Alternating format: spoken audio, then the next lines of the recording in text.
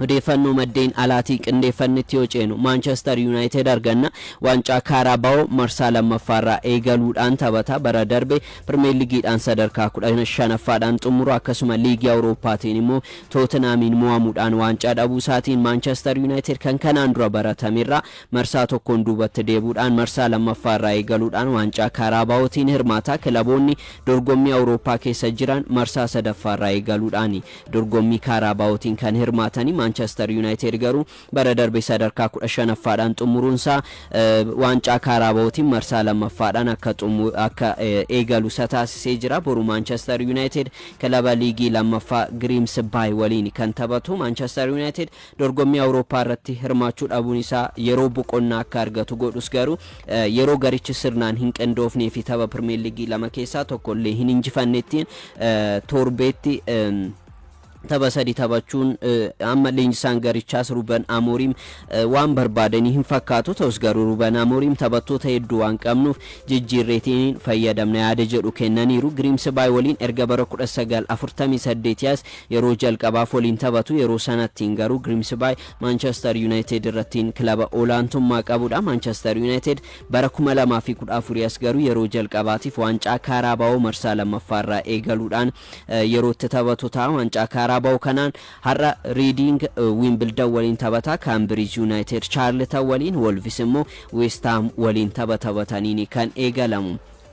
Leenjisaan Borussia Dortmund Niko Kovac immoo waliigalteesaa hanga bara 2027 dheeresseera. bara darbe Niko Kovac fi miseensonni garee leenjistoota isaa Dortmund yeroo leenjisuu eegalan Borussia Dortmund sadarkaa 11ffaarra ture. achirraa kaasuudhaan hirmaannaa Champions League Awurooppaa argate akka xumuru gargaaraniiru. Leenjisaan duraanii Bayern Munich, Eintracht Frankfurt akkasuma Monaco waliigaltee waggaa tokkoo fi ja'aatiin ture.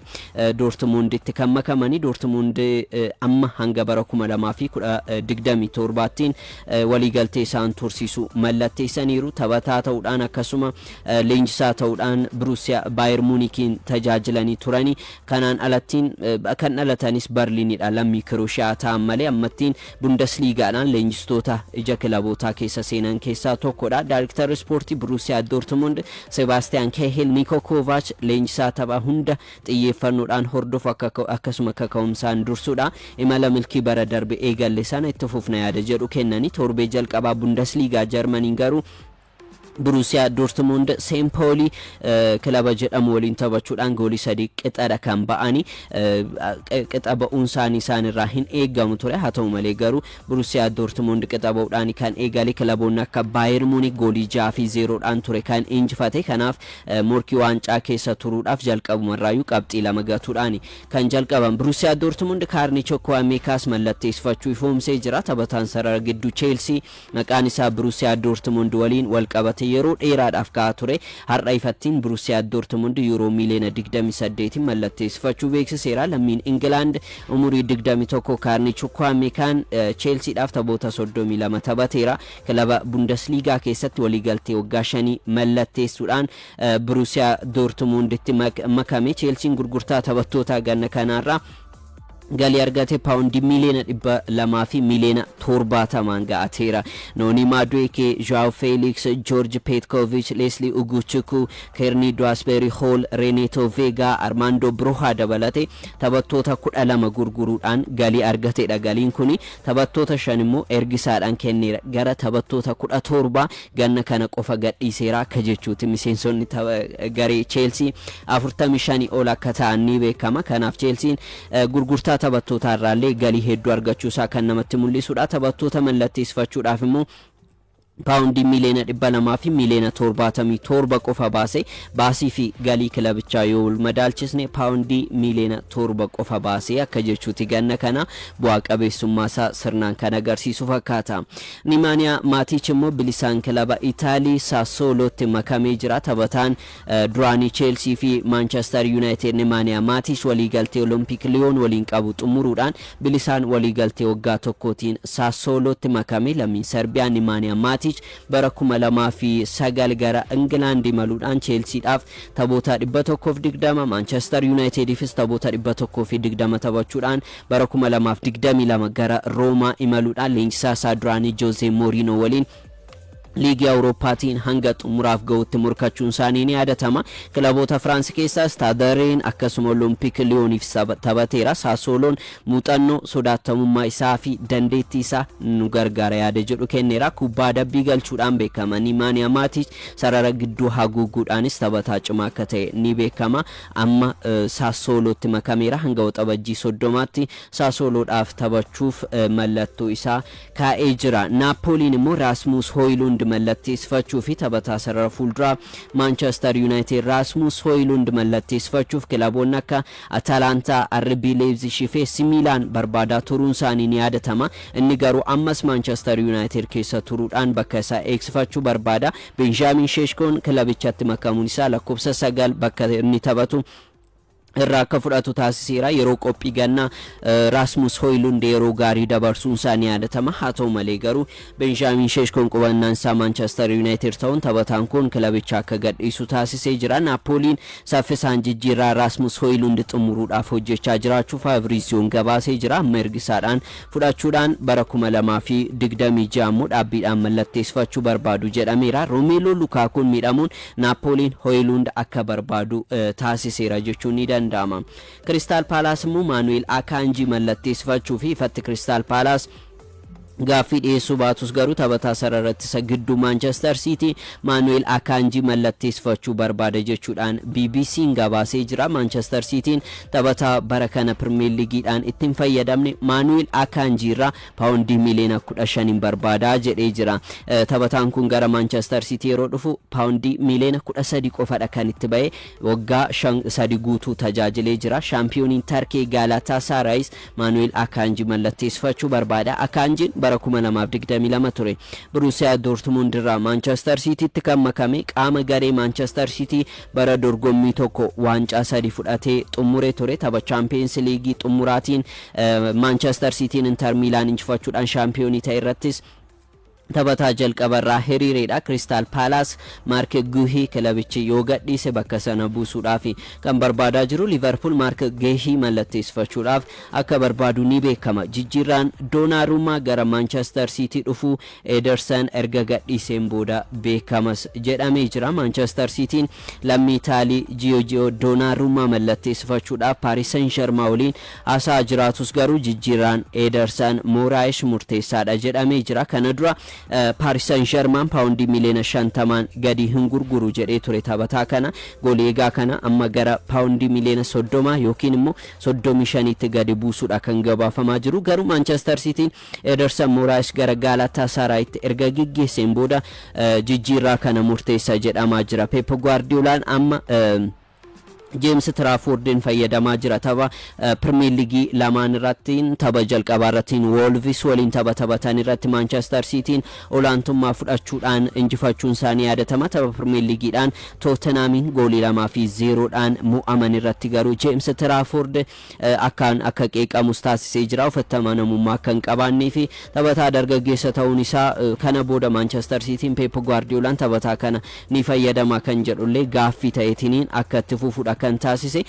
Garuu taphataa kanaan itti fufuu akka hin barbaannee fi Gio Donnarumma mallatteessifachuu akka barbaadan irra deddeebiidhaan gabaasaaleen ba'aa jiru. Amma Ederson Moraes yoo kan gadhiisan ta'e tarii shaampiyooniin Champions League Awurooppaa waggoottan darban Paris Saint-Germain waliin yeroo milkii dabarse Gio Donnarummaan gara Manchester City dhufuu akka danda'u ifadha.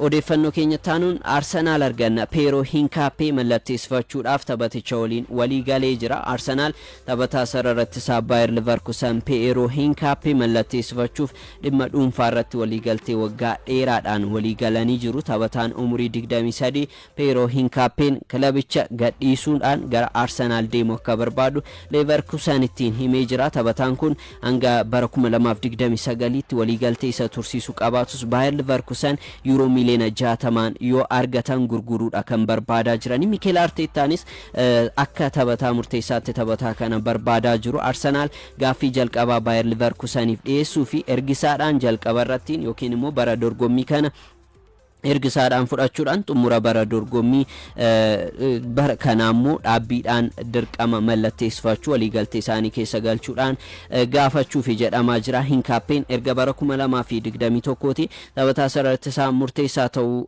agarsiisee jira. Bundesliigaadhaan irra deddeebiidhaan taphoota 166 Leverkuseniif taphatee jira. Taphoota 46 immoo biyya isaa Ekwaadoriif taphatee jira. Taphoota Bundesliigaa torbee kanarrattis taphatee jira. Leverkusen ganna kana Florian Wirtz, Jeremy Frimpong, Amin Adli, Granit Xhaka akkasuma Jonathan Tah leenjisaa kilabichaa Xavi Alonso waliin dhabuun isaanii yaadatama. gara taphattoota torbaa dhabeetiin jira. Erik ten Hag torbee jalqabaatiin Hoffenheimiin goolii 2-1 mo'amuudhaan kan jalqabani. Leenjisaan duraanii Manchester United Erik ten Hag Bayer Leverkusen leenjisaa jiraachuun isaanii ni yaadatama. Jalqabbiin isaanii gaarii akka hin taane kan agarsiisedha. Sababbiin isaa taphattoota kana hunda dhabaniiti kan isaan jiranii. Amma taphattoota haaraallee mallatteessifachuudhaaf guyyoota muraasaafan kanattiin carraaqaa akka jiranidha kan agarsiisu Erik ten Hag. Portoon immoo Jakob Kivo mallatteessifachuudhaaf gaaffii dhiyeessee jira. Arsenaalis taphatichis tole jedhanii jiru. Jakob Kivo bara kana ergisaadhaan deemuudhaan xumura bara dorgommii dhufu immoo Portoon euro miliyoona 25 achumatti kaffaluudhaan achumattiin taphataa kana hambifata jedhameeti kan eeggamaatiin jiru. Alexander Zinchenko, Fabio Vera fi Neelsenis taphattoota ganna kana Arsenaalii akka gadhiisan barbaadamaa jiranidha. Liverpool Alexander Isak mallatteessifachuudhaaf yeroo dhihoo gidduutti gaaffii lammaffaa dhiyeessuu danda'a jedhamaa jira. Jijjiirraan taphattoota ganna kana xumuramuudhaaf guyyoota muraasa qofadha. Kanaaf wiixata dhufu galgala saatii 6tiin ni xumurama. Jijjiirraan ganna kana dura garuu Liverpool gaaffii lammaffaa fooyyessuudhaan dhiyeessa jechuudhaan Newcastle eegaatiin injira. Premier League England darbiin sababa isaatiin uumame St James Park itti injifannoo Liverpool goolii 3-2 xumuramuun isaanii yaadatama. Daqiiqaa 100 irratti goolii Rio Ngomohan galcheeni. Lakkoofsa 9 irratti Hugo Ekitike kaleessas ga'umsa gaarii waliin goolii lammaffaa galcheera. Garuu Alexander Isak barbaadurraa hin oolle. Sababbiin isaa Liverpool keessattiin sarara fuulduraa isaanii haphateera. Akkuma beekamu Luis Diaz akkasuma Darwin Nunezin erga gurguraniin booda Ekitike lakkoofsa 9 irra gara qarqara bitaattiin baasanii fayyadamuudha kan barbaadani. Sanaaf immoo Cody Gakpo qofadha kan qabani. Kanaaf bakka sanatti taphataa lama akka qaban yookiin immoo jijjiiranii seensisanii taphattoota tapha jijjiiran waan hin qabneef taphataa sarara fuulduraa mallatteessifachuu ni barbaadu.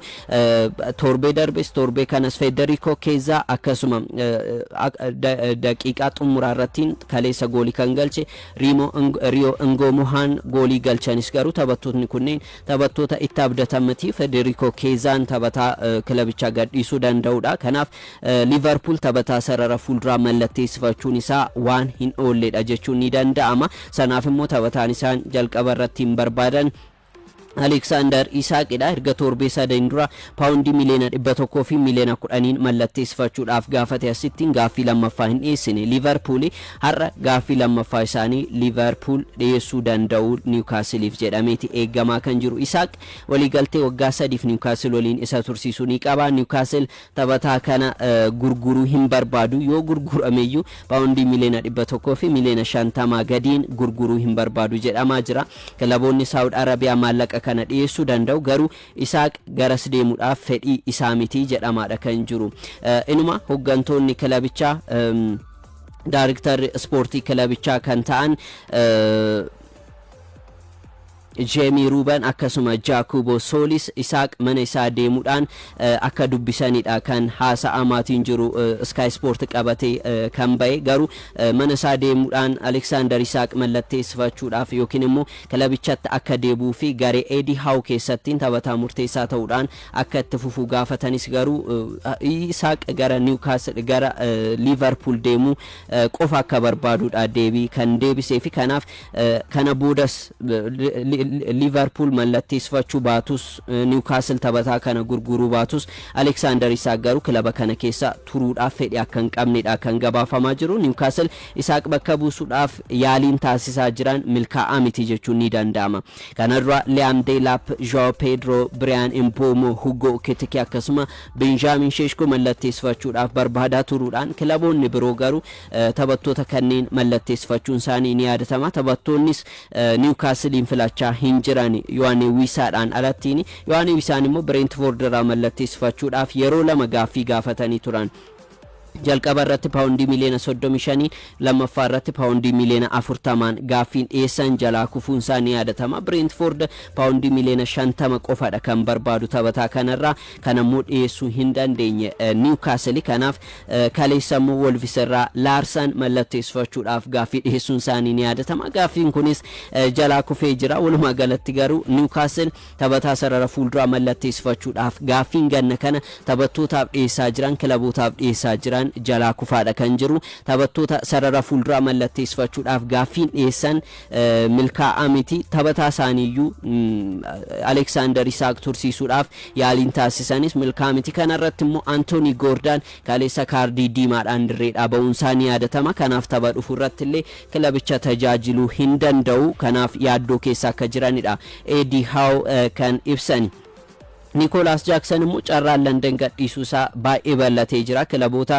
Premier League keessaa Aston Villa akkasuma Newcastle Nicholas Jackson barbaadanis kilabiin German Bayern Munich taphaticha waliin walii galuudha kan gabaafamaatiin jiru Bayern Munich jalqaba ergisaadhaan fudhachuudhaan walii galtee keessatti immoo dirqama bitachuu galchuuf jedhamaa jira kilaboonni lamaan waliin haasaa eegaluudha kan himamaatiin jiru odeeffannoo keenya xumuraatiin dorgommii teenisa dirree US Open bara 2025 ilaaluudhaaf dorgommichi eegalee jira marsaa jalqabaa dorgomamaa jira Venus Williams dorgommii kanaan hirmaachuudhaan hawwatummaa akka dabalu godheera ta'us garuu marsaa jalqabaatiin lammii Cheek addunyaarraa sadarkaa 11ffaarra kan jirtu Carolina Muchova waliin taphachuudhaan kan mo'amte obboleettii Serena Williams Venus yeroo torba waancaa Grand Slam argattee turte ta'us garuu sababa dhukkubaatiin akka obboleettii ishiittiin milkooftiin turre jechuun ni danda'ama yeroo dheeraadhaaf dorgommii irraa fagaachuudhaan erga dabarsiteen booda dhiyeenya dorgommii Washington Open injifachuu ishiitiin carraa US Open irratti hirmaachuu argatte Machovaadhaan garuu mo'amuudhaan dorgommiidhaan ala taatee jirti dhiirotaan Carlos Alcaraz lammii Ameerikaa Reeli Opelka 6-4 akkasuma 6-4 marsaa 3 injifachuudhaan marsaa lammaffaattiin darbee jira addunyaarraa sadarkaa lammaffaarra kan jiru Carlos Alcaraz waancaa Grand Slam jaaffaa milkeeffachuudhaaf imalasaa eegalee jira bara 2022 waltajjii kanaan shaampiyoonii ta'ee ture waggaa 3 boodammoo irra deebiidhaan US Open shaampiyoonii ta'uudhaaf imalasaa jalqabee jira addunyaarraa sadarkaa tokkoffaarra kan jiru Jannik Sinner immoo lammii Cheek Vit Kopriva waliin har'uma kan taphatudha kan ta'u